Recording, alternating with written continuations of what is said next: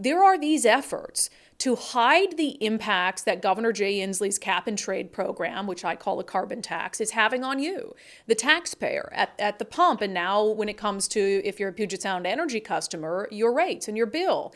And so you have the governor who is, really believes that the carbon tax is the way to reduce our carbon impact and save the world. But he doesn't want to acknowledge what is true, which is, okay, well, that's going to raise the price of gasoline. It already has by a substantial portion. And now that's also going to raise the rates for Puget Sound Energy customers. And it's like he claims to believe in the policy, but he won't just own the consequences of it. So anyway, yesterday we talked about how Puget Sound Energy, they go to the State Utilities Commission, they say, hey, we need a rate hike because of the carbon tax and the cap and trade program. It's increasing costs for us. And so the Utilities Commission, on the advice of an attorney from the Attorney General's office, says, okay, yeah, do the rate hike, but don't put it as a line item on the bill. So when you and I get our Puget Sound Energy bill, we're going to have a roughly 3% rate hike, but there isn't going to be a line item on there that says why, which is ridiculous. And they're saying, oh, that's pretty standard, even though Puget Sound Energy has said that they wanted to put it as a line item on your bill so you were fully informed about why you were seeing the increase. So anyway, that story breaks. I think it was kind of over the weekend. And then it really picked up steam yesterday. I know that we shared our clip talking about this controversy, and it went all over on social media. And Nicole and I couldn't help but notice that on the same day where people are talking about the role of the Attorney General's office in advocating that this rate increase be hidden from you, the same day, what does the Seattle Times editorial board publish? Was it criticism and a critique of yet another story where Bob Ferguson and or his office is hiding information from people? No. They posted an op-ed praising Bob Ferguson for doing something that he should have done a while ago. The title of the op-ed, AG Bob Ferguson wisely chooses transparency in campaign finances. They say his voluntary action to make public the names of his previous donors sets the tone for openness and fairness in the race and beyond. So, look. Bob Ferguson, there was this, amid the many controversies of things that he tries to hide or things his office tries to hide, there was this controversy around, okay, he's launching his campaign for governor. He's sort of the heir apparent to Jay Inslee, and he's moving all this money over from his old campaign account into this new campaign for governor. And the question was, and what the state eventually decided is, yes, you need to provide the names of who donated that money that you're moving over, because then that factors into how much or whether they can donate to your current campaign. So Bob Ferguson's like, all right, moving forward, we'll abide by that ruling. But it was up to him whether he wanted to, in retrospect, provide the names of donors whose money he moved over from one account to another. And he decided he was going to do that, even though he didn't technically have to. And the Seattle Times editorial board wants to celebrate his care and concern for transparency. It says his decision to do it sets the tone for openness and fairness in the race and beyond. Meanwhile, the biggest story in the state that day when they published this op-ed is that an attorney for the Attorney General's office actively encouraged the Puget Sound Energy to hide the reason your rates were increasing. And again, this comes after a long list of stories about Bob Ferguson's office having, to pay up a bunch of money, meaning taxpayers having to pay up a bunch of money because they're hiding documents in a lawsuit against DSHS. There are just so many examples of this. So for the Seattle Times editorial board, which traditionally I think has been getting better and better at holding people accountable, for them to, on the same day that this Puget Sound Energy story is trending, for them to publish this op-ed celebrating his transparency in campaign finances is just so wild to me. And then I also wanted to note that yesterday I had a little moment of applause for King 5 News. Because King 5, I think, does the worst job when it comes to holding the party in power accountable, which should be the primary goal of the media, is that, okay, who's in power? It's Democrats. So even if you really love Democrats, you're still responsible for holding them accountable for everything that they do. And I think King 5 of all the TV stations does the worst job of that. And I think it's motivated by political bias. But so they had a really good headline, I was telling Nicole over the weekend, on this Puget Sound Energy story. The headline, Puget Sound Energy not permitted to notify customers of the rate hike. So I was like, oh, I saw King 5. They're like doing their job out there. They got this great headline.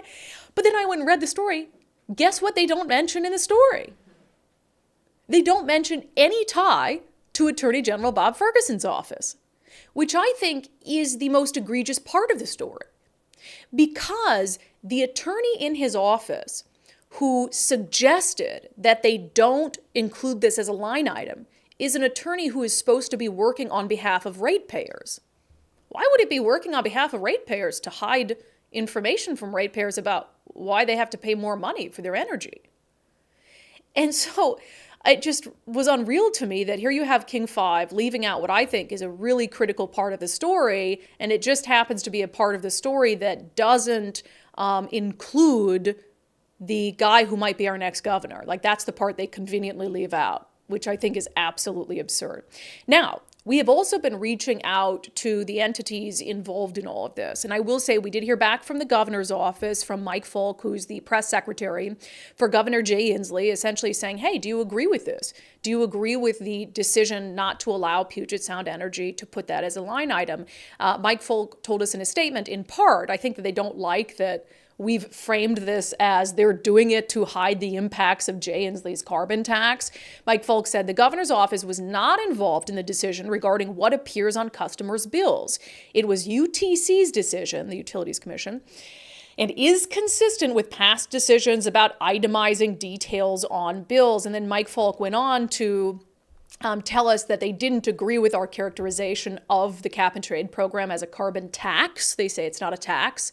And I responded and said I will continue to refer to it as a tax because for all intents and purposes, that is the result for Washingtonians. It is a tax on them. It's a tax on them at the pump. You can call it whatever you want. I know it's a big, fancy, complicated program, but to me, I'm going to call it a tax because I believe that that is the best reflection of what the impact is on consumers and on Washingtonians.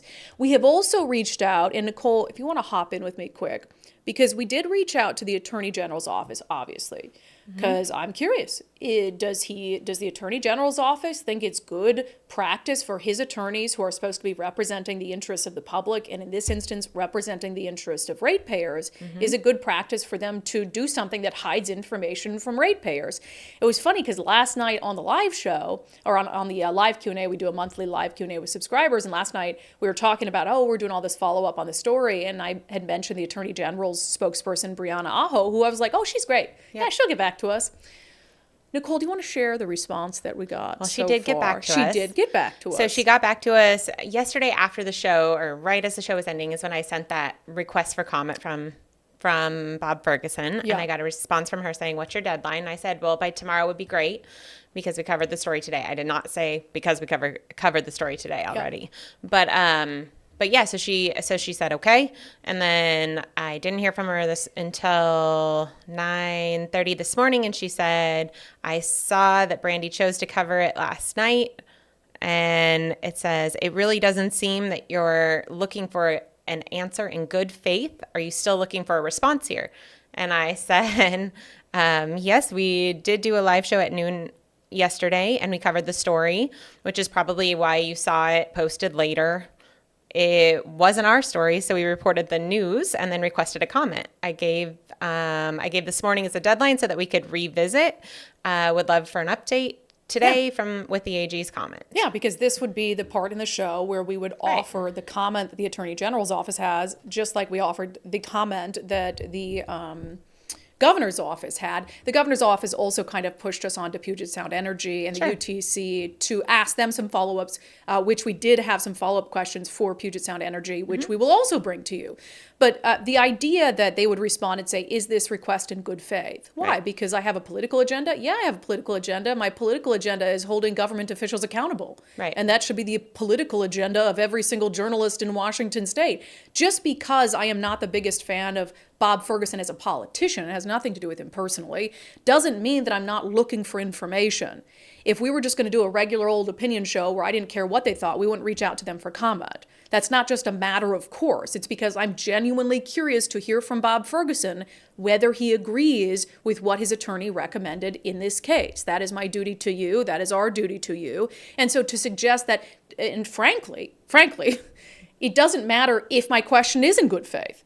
I've asked it. I'm a member of the media. And even if I were a regular citizen who didn't have a podcast and I asked it of the Attorney General's office, you work for us.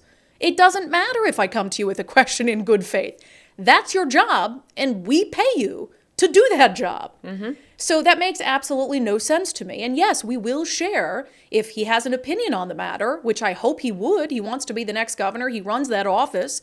We will absolutely share that comment. But we have not. She missed the deadline Right. after that. But again, So if we're doing I've like not heard back. just behind the curtain, if we're doing an exclusive story where we're going to break it, right? Right. We will reach out before we do it to individuals involved to get comment and Certainly. give them an opportunity to respond before we do the story. That doesn't mean we're going to wait, weeks, months, years until they Right. respond. No, we'll give them sometimes if it's urgent, a few hours to respond. We'll update the story later. But this wasn't that.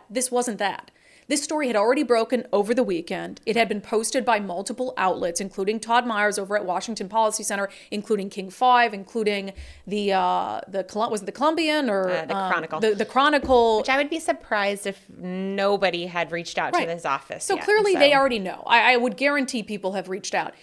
You would hope. And so we're talking about news on the show that's already happened, and then we are going the extra step of reaching out to them to say, hey, how would you respond to this news that's been out there for 3 days? Because again, we did our first live show on Monday. I think it came out over the weekend, maybe even Friday evening.